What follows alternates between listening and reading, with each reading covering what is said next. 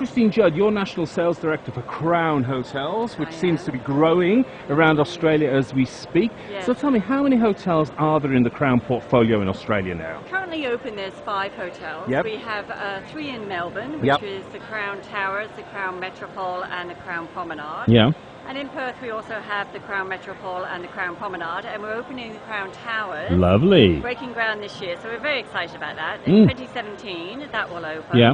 And then for Sydney, we have Crown Towers that has been agreed upon and breaking ground next year. Yep. For hopefully opening in 2019. Now, is that the one down at Barangaroo? Correct. Excellent, good. Beautiful location. So a growing portfolio of hotels Yes. across a range of sort of, I suppose, markets and segments. So tell me, what's the difference between the Crown Towers, the Metropole, the Promenade? Certainly. The Crown Promenade would be our 4.5-star hotel. Yep. Crown Metropole and Crown Towers are our 5. Yeah. And if you were to rank them, you would do Crown Promenade, Crown Metropole, and then Crown Towers. Okay, so Crown cool. Towers is our most luxurious property. Mm-hmm. Excellent.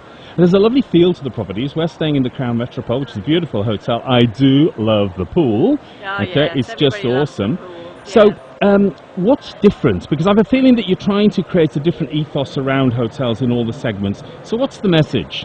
Well, I think, as you mentioned earlier, we do have 3 different types of hotels and 3 different market segments that we did then do sell into. Yeah. So our Crown Promenade would be not the lower end leisure, but the more price conscious. Yeah.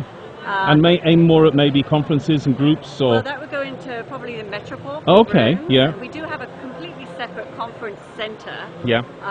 that accommodates all sorts of groups. Yeah. And incentives, and then the Crown Towers would be for our higher end incentive groups. Okay, brilliant. Now, in terms of the sort of leisure product, okay, so a lot of people come to stay in your hotels for weekends and holidays and so on. How are you targeting those? I think from a group and corporate standpoint, the Crown Towers would be Yeah. our higher end individual, and so we use different mediums for that. Okay. For Metropole and Promenade, it's a lot more of a group Yeah. focused, and so something like AIME is a Yes.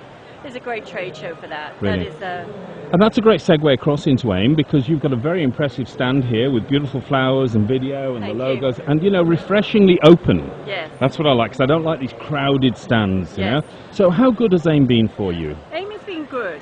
We come every year and we're a gold sponsor for Mhm. AIME. Yep. And we have about 100 targeted appointments over Yep. the 2 days. And they're somewhat qualified. And out of the 100 appointments, it's probably the 20-80 rule. Yeah. We'll get 80% of our business booked through 20 of those To appointments. 20%. Yeah. And are those generally people you already know and are doing business with and do more, or are they new clients? Yeah, it can be a bit of both. Yeah. So if they're new clients, it's usually an educational process, Mhm. talking about the hotels, what we offer, Yeah. depending on their needs. And then we also do have regular clients as well that also like to come for an update, Yeah. because to get the news out about Crown Towers opening in Perth and Yeah. Sydney, this is definitely the market Yeah. to do it for. Because there's been a very interesting chat online on LinkedIn about, that events like this are not always about doing business. It's about building relationships first and then you'll do business. Yeah. What do you think about that? Well, I think it depends on their market too. Yeah. I think the Asian market, most definitely. Yes. It's a cultural thing. They want to actually see you, they want to talk to you, they want to know about the product, but they don't actually have business for you right away. Yeah. But when they go back into their own culture Yeah. and their own country, if they need something, they'll remember meeting you and give you credibility and then call for the business. So Brilliant. definitely, and Middle East is the same. Yes. The Far East. I think Europeans are a little bit that way too. Yes, yeah. Have you had any surprises in AIME this year about where potential business might come from? Well, actually, it's funny you should say that. Today I had a very interesting client from Mongolia. Mm. And I haven't had a client come in from Yeah. Mongolia, and he's with the finance and with the multi-cultural companies out of Yeah. Mongolia, and he's now looking at incentives Wow, to okay. bring to Australia, and so that was probably my big surprise of the day. Absolutely. Well, listen, thank you for your time today. You're welcome. And thank you for a wonderful hotel in the Crown Metropole. Great location across the road to the convention centre. It's got a very contemporary feel to it, It does, beautiful yes. contemporary feel, a lot of black and obviously a lot of thought gone into the rooms as well, which is good to see. Yeah. Because we stay in a lot of hotels around the world where not a lot of thought has gone into the rooms.